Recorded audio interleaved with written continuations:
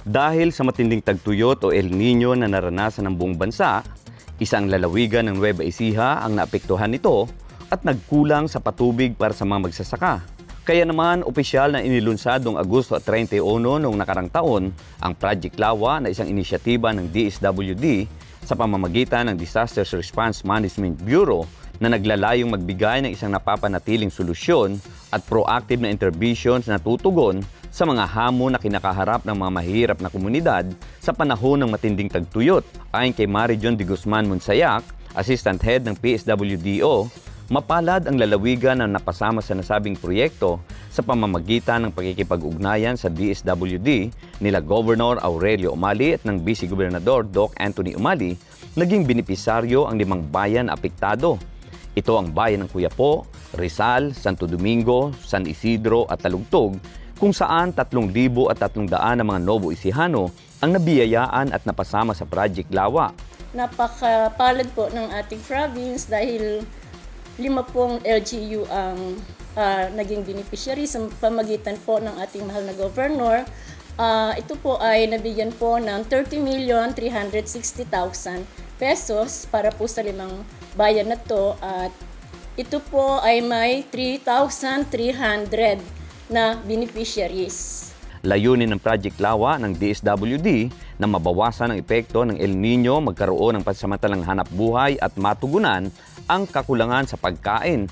Ang Local Adaptation to Water Access ay nakatuon ng balangkas ng proyekto sa pagtatayo ng mga maliliit na water reservoir ng sakahan na inilalagay sa mga piling bayan. Sa pamamagitan ng Cash for Training at Work modalities, dito napaloob ang mga benepisaryo bilang kapalit ng labor skills development.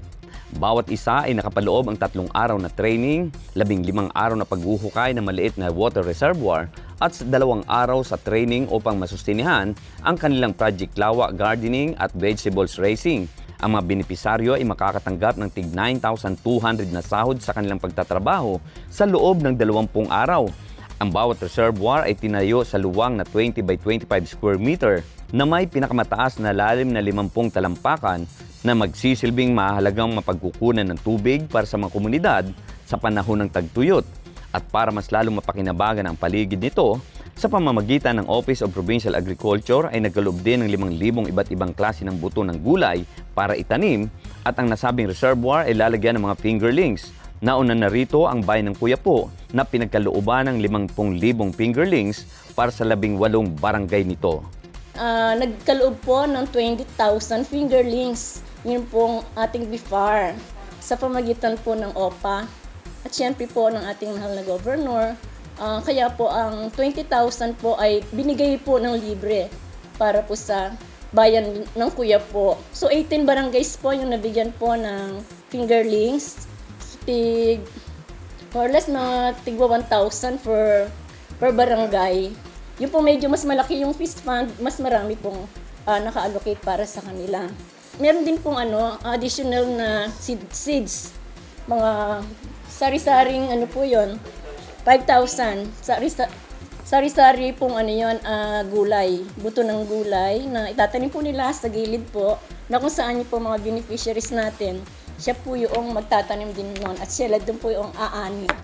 Kasama si Jobelyn Astrero at Jerome Tiquia, Smile Supetran III, para sa Balitang Unang Sigaw.